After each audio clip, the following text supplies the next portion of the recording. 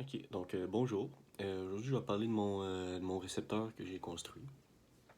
Je vais en parler en quatre sections ou quatre rôles différents euh, à l'intérieur du récepteur qui vont contribuer à son bon fonctionnement. Pour commencer, c'est un récepteur AM. Donc, il va recevoir des ondes à fluctuation d'amplitude des champs magnétiques. Tout ça, ça va commencer dans une antenne émettrice, donc qui est une très grosse antenne, dans laquelle on va avoir un courant. Et le courant va créer un champ magnétique qui va un peu émaner avec le temps à l'extérieur de l'antenne un peu partout. Et ça va être la fluctuation de l'amplitude de ce champ magnétique-là qui va au final être un peu ce qu'on va entendre. Et cette fluctuation-là elle va être différente pour chaque fréquence qui va être émise de l'antenne. C'est là que le premier rôle de l'émetteur, le récepteur, entre en jeu. Donc, c'est une antenne réceptrice. C'est la boucle carrée rouge ici.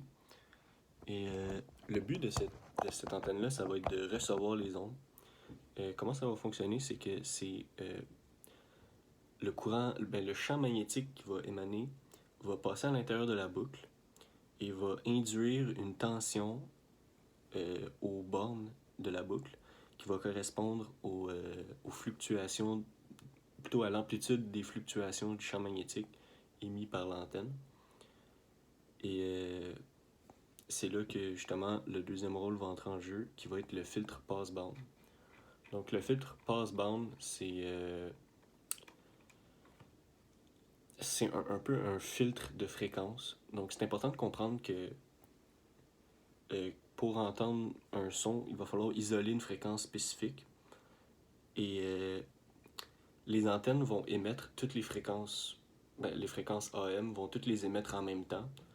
Et c'est le fil passe-bande va en sélectionner une seule d'entre elles. Comment que ça fonctionne, c'est que il y a une fréquence harmonique qui va dépendre de l'inductance et de la capacité. L'inductance qui va être l'inductance de l'antenne réceptrice directement et la capacité d'un condensateur. Et cette fréquence-là cette fréquence de résonance va sortir du filtre avec une tension beaucoup plus élevée que les autres fréquences. Et c'est pour ça que c'est important d'avoir un condensateur à capacité variable. C'est ici. Euh, Comme ça, on peut sélectionner différentes fréquences de résonance. Étant donné que l'inductance, on ne peut pas vraiment la modifier aussitôt que l'antenne est faite. Donc, on va être obligé de modifier la capacité seulement. Donc, après ça, ça va être le troisième rôle. Donc, ça va être le démodulateur. Rendu au démodulateur, ça va être un signal électrique un peu qui va arriver avec différentes fréquences, justement. Et le démodulateur, comment que ça fonctionne, c'est que c'est un diode dans lequel le courant peut juste passer d'un sens. Mais ce qui est particulier, c'est que le diode va seulement s'activer, donc va seulement laisser passer le courant à partir d'une certaine tension. Donc ça, qu'est-ce que ça va faire, c'est que il va un peu sélectionner seulement la, la, la, la fréquence harmonique qui va avoir une tension plus élevée, donc plus élevée que la limite, et toutes les autres fréquences qui ne sont pas harmoniques vont avoir une tension plus basse et vont pas pouvoir passer. Donc après le démodulateur va seulement avoir la fréquence harmonique. Et c'est là que le quatrième section un peu arrive, qui va être l'amplificateur. L'amplificateur va prendre la tension ou la fréquence plutôt, et va l'amplifier, justement, c'est dans le nom.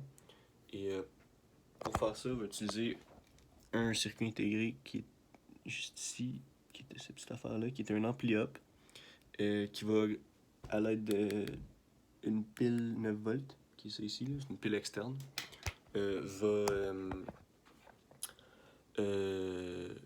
justement, va multiplier la tension, la fréquence, et va rendre possible au final entendre le son. Là, je vais parler de l'antenne un peu plus. Donc là, parler du fonctionnement un peu, mais on va parler de l'antenne. voyez que l'antenne, il y a des tours et elle a une grosseur aussi. J'ai choisi, en faisant l'antenne, de faire des côtés de 23 cm de long et j'ai fait 19 tours avec les fils. J'ai fait ça parce que ça donne une inductance de 2,77 x 10 à la moins 4 Henry à peu près. Et j'avais besoin de cette inductance-là, étant donné que, on l'a vu tantôt, le condensateur variable, je l'ai pris de mon réveil matin en fait. Et ça va faire qu'il y a une capacité un peu plus petite qu'il aurait pu avoir. Donc il faut que l'inductance soit plus grande, soit relativement grande en fait, pour compenser pour ça. C'est pour ça qu'il y a autant de tours que ça. Et je l'ai fait assez large pour recevoir pour que le champ magnétique passe à l'intérieur. Et ça contribue aussi à augmenter l'inductance, là, évidemment. Là, je vais vous montrer son fonctionnement. Donc, pour commencer, là, le circuit, c'est pas le plus fiable, honnêtement. Commençons, on commence tout le temps par allumer ça. Et sur le condensateur variable, c'est bloqué, là. Il y a comme une petite manivelle en la tournant, la capacité va changer. Donc là, si je tourne ça,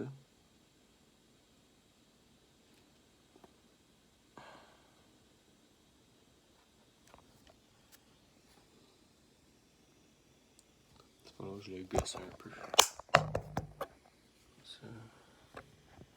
Ça, comme ça, là.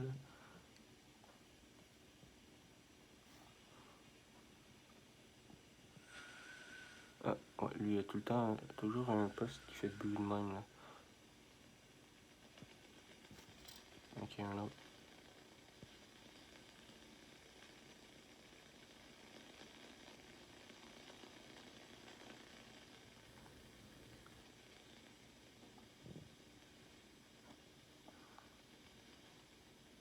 Oh.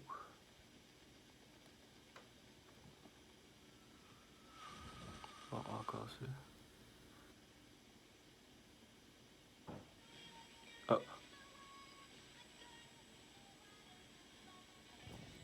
Vous entendez de la musique. Je vais continuer avec ça.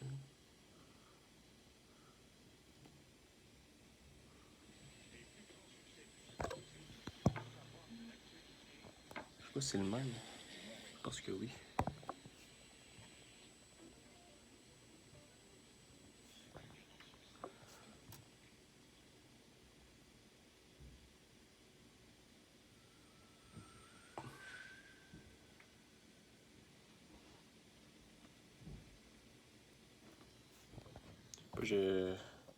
Il est vraiment pas fiable. Genre.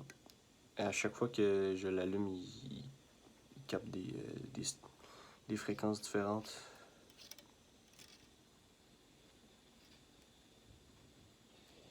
Ah.